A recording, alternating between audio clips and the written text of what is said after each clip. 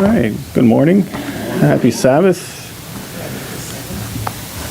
The topic that I've chosen to begin today with is sunshine. And it looks like it is a sunny day out today, at least mostly, maybe a little overcast at times. But I promise I won't keep you too long, and in short order, you'll be able to get out and enjoy the sunlight today. But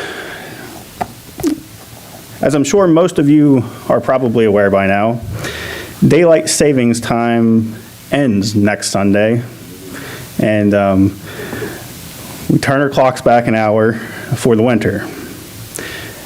You know, so a lot of people do have that reaction. They boo when they hear that. But, you know, in actuality, this practice is done for the purpose of gaining more daylight in the morning.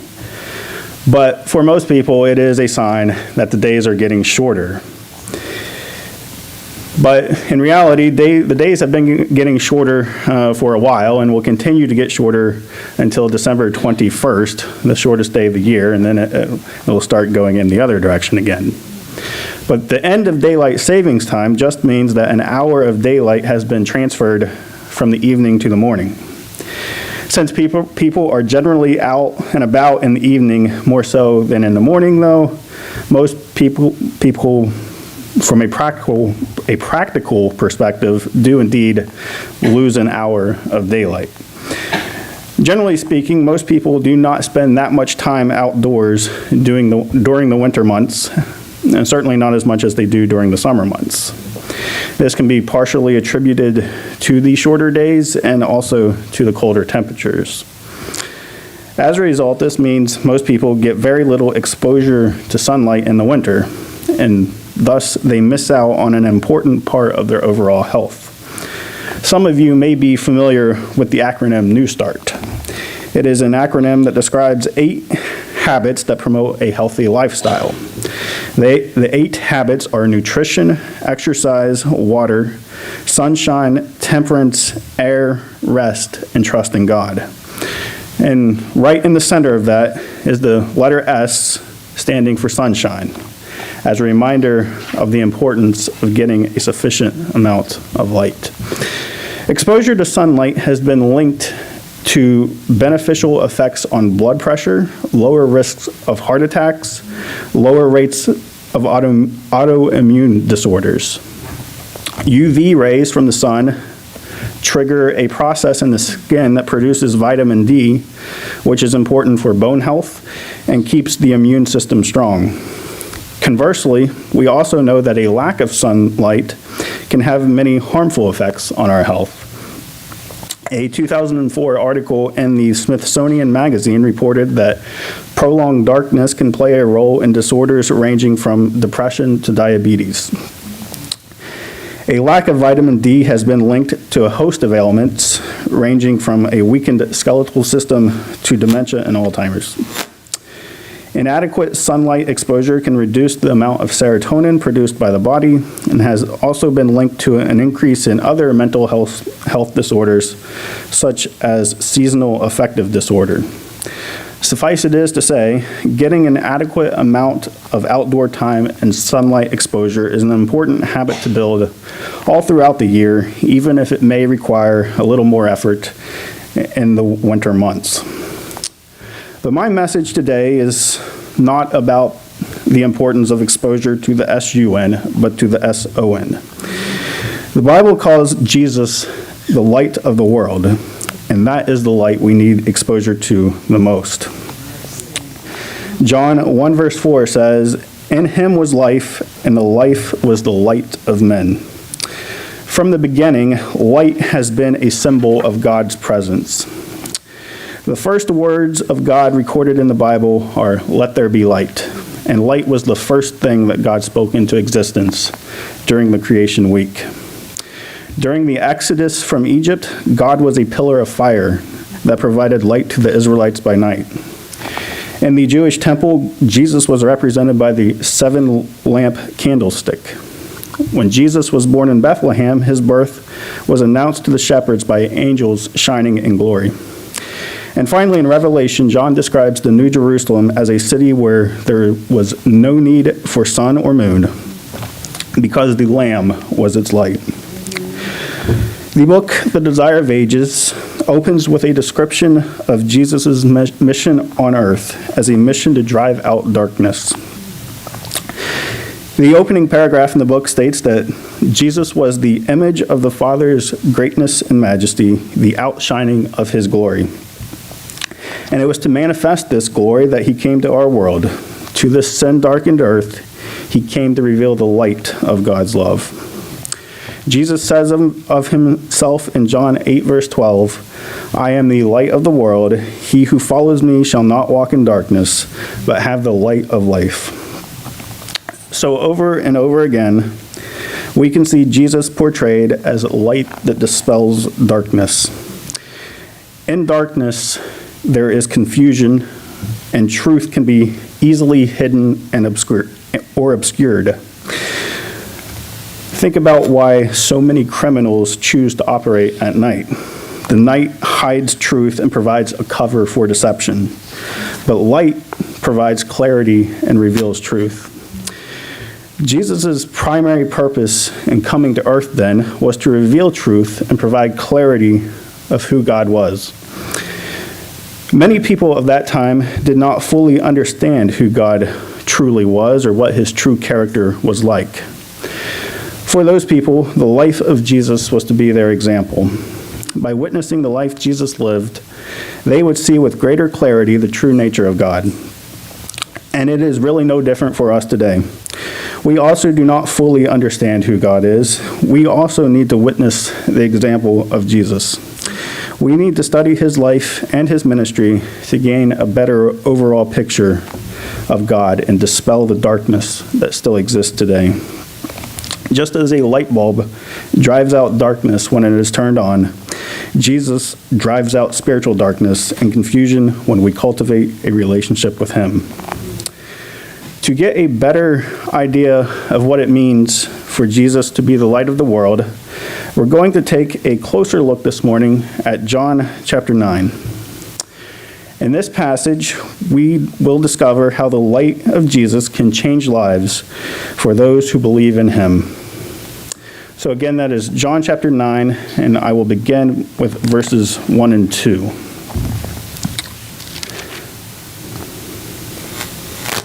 It says, "Now as Jesus passed by, he saw a man who was blind from birth.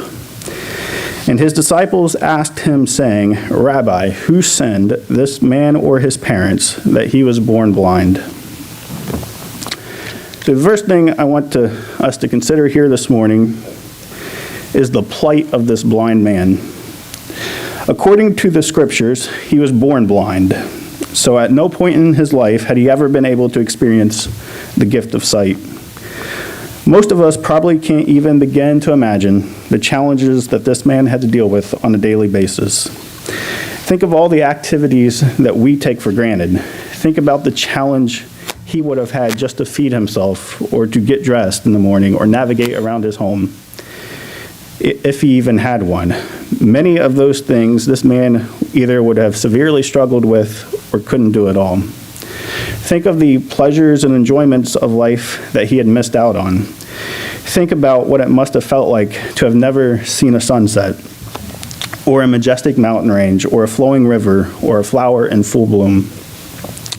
Think about how it must have felt to have never known what his loved ones looked like, or seen their smiling faces.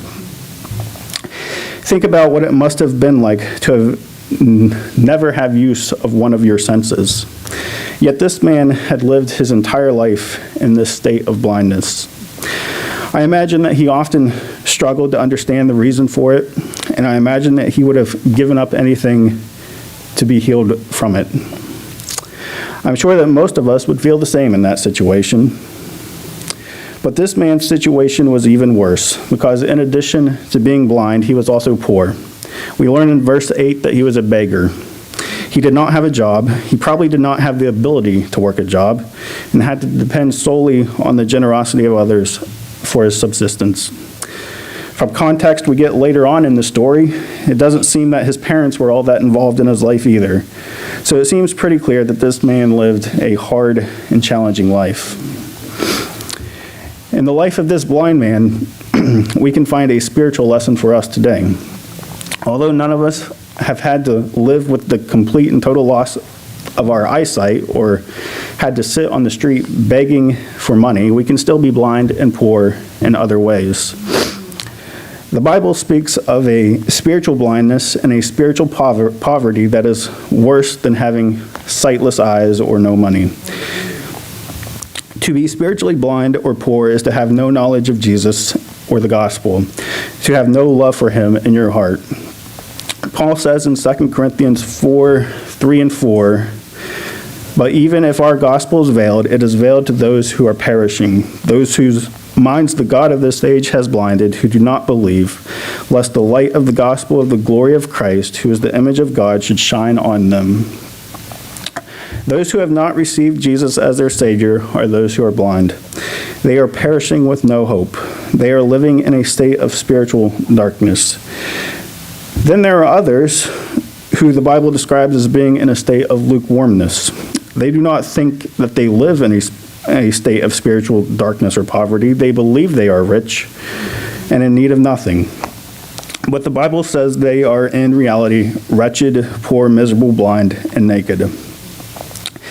This can be a particularly dangerous place to be in because here you may not recognize your need for healing. But in each of these cases, the only solution is Jesus. The solution is for Jesus to come into our lives and transform our lives into what he would have them to be. Paul goes on to say in 2 Corinthians 4:6 that, "For it is the God who commanded light to shine out of darkness, who has shown in our hearts to give the light of the knowledge of the glory of God in the face of Jesus." You know, more than anyone else, Paul knew what it was like to have an encounter with the light of God. Paul was a man who once lived in a state of spiritual darkness. He did not know Jesus and despised his followers. But on the road to Damascus, he encountered light from heaven and was converted. Not everyone may have as dramatic of a conversion story as Paul, but we all need to have a conversion story nonetheless. Figuratively speaking, we all need to have an encounter with the light from heaven. The blind man in our story was one such person in need of an encounter with this light from heaven. Many would say that this man would have been better off if he had never been born. Many believed that he was a hopeless sinner, but Jesus saw otherwise. He told his disciples that God allowed this man's handicap so that the man could glorify God through his life. We need to realize that God can take any life, regardless of how that life has been ruined by sin, and save it by his grace and turn it into a life of endless blessing and joy. Jesus specializes in salvaging old, wasted lives. Let's pick up our story in John again with verse 3. It says, "Jesus answered, 'Neither this man nor his parents sinned, but that the works of God should be revealed in him. I must work the works of him who sent me while it is day. The night is coming when no one can work. As long as I am in the world, I am the light of the world.' When he had said these things, he spat on the ground and made clay with the saliva, and he anointed the eyes of the blind man with the clay. And he said to him, 'Go wash in the pool of Siloam.'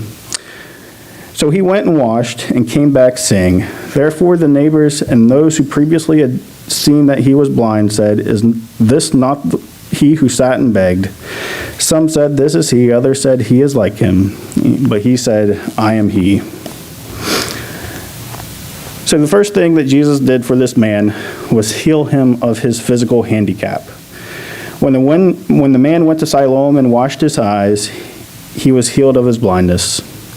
Now notice that the man never saw Jesus heal him. When Jesus put the clay on his eyes, he was still blind. It was not until he left at Jesus and went to wash in the pool that he was finally healed. He did not see Jesus heal him but he knew by experience that Jesus was the one who had opened his eyes. And there's a lesson here for us as well. There are times when God is working in our lives and trying to bring us closer to him, and often we cannot see him working at that moment. And we may never realize the little things that he has done for us, but he is working in our lives nonetheless. When we look back on the experiences we have had, we can see the ways in which God has led us and brought us to where we are. But in the moment, we might not see it. As we look back and see what Jesus has done for us, it should help us strengthen our faith and help us grow. As we grow in the light and knowledge of God, we will be able to reflect that light to others around us. Kind of like the moon reflects the light of the sun, the example of our lives can reflect the light of Jesus to others who are living in darkness. Notice how being healed by Jesus increased the faith of this blind man and how he began to reflect the light he had seen to others. After he was healed, he was asked 4 times in quick succession about his healing experience. And with each answer, he became more assertive with his faith. The first time he is asked, we can read about in verses 10 and 11. There it says, "Therefore they said to him, 'How were your eyes opened?' He answered and said, 'A man called Jesus made clay and anointed my eyes.'" So notice here that when the people asked him who had healed him, all he knew was that it was a man named Jesus. It could have been any of 1,000 men, but all he knew was that it was some guy named Jesus. But this would not be the last time he was asked this question. The second time he was asked was in verse 17. There it says, "They said to the blind man again, 'What do you say about him because he opened your eyes?' He said, 'He is a prophet.'" So you can see the man's faith starting to grow. The first answer he gave was that it was a man who healed him. Now he says it is a prophet who healed him. In other words, a man to be listened to. The man had listened to Jesus once, and that obedience had resulted in his healing. Therefore, he concluded that Jesus was worthy to be listened to. The third time he was asked about his experience, he gave a still firmer answer. Verses 30 through 33 say, "The man answered and said to them, 'Why, this is a marvelous thing that you do not know where he is from, yet he has opened my eyes. Now we know that God does not hear sinners, but if anyone is a worshiper of God and does his will, he hears him. Since the world began, it has been unheard of that anyone opened the eyes of one who was born blind. If this man were not from God, he could do nothing.'" So as the Pharisees continued to press him on this matter, the man became more and more convicted and eventually concluded that Jesus was a man of God. That is, he was a man to be followed. So now the man had gone from Jesus being a man to being a prophet to now being a man of God. Finally, Jesus came to the man personally. And when he did, he revealed his true identity to him. Reading in verses 35 through 38, it says, "Jesus heard that they had cast him out, and when he had found him, he said to him, 'Do you believe in the Son of God?' He answered and said, 'Who is he, Lord, that I may believe in him?' And Jesus said to him, 'You have both seen him, and it is he who is talking with you.' Then he said, 'Lord, I believe,' and he worshipped him." So when the man had a face-to-face encounter with Jesus, he finally sees who Jesus truly was. This man had progressed from seeing Jesus as one among many, to being one to be listened to being one to follow, and now he saw Jesus as someone who was worthy of faith and worship. He saw Jesus for who he truly was. This man was not a theologian, but he knew what had happened to him personally. He couldn't explain what had happened, but he knew that he had met someone who had power to make an eternal difference in his life. When he looked at where he had been and saw what Jesus had done in his life, he was filled with love and gratitude for him. He had been delivered from darkness and had experienced the light of the world on a personal level. When he walked on this earth, Jesus was in the business of delivering men from darkness, and he is still doing that today. He is still a shining light and a savior for all who come to him. In verse 35, Jesus sought out the healed man. He did not wait for the man to come to him. This is not a one-off thing with Jesus. This is what he does. Luke 19, verse 10 says, "For the Son of Man has come to seek and to save that which is lost." And he is still seeking souls to save today. When this man had gotten up that morning, he probably never expected that he would be healed and saved that day. I'm sure that he planned to live that day like every other day before, in the blackness or in the blindness of darkness, or in the darkness of blindness. He did not realize that there was a man named Jesus who would drive the darkness from his life forever. Many are in the same condition today. They are lost and in the depths of great spiritual darkness, and they do not even realize that Jesus can set them free. The question is, which do we prefer, darkness or light? If you are tired of the darkness, come to Jesus and step into the light of his glorious salvation. Let us stand and sing our closing song today, which is number 515.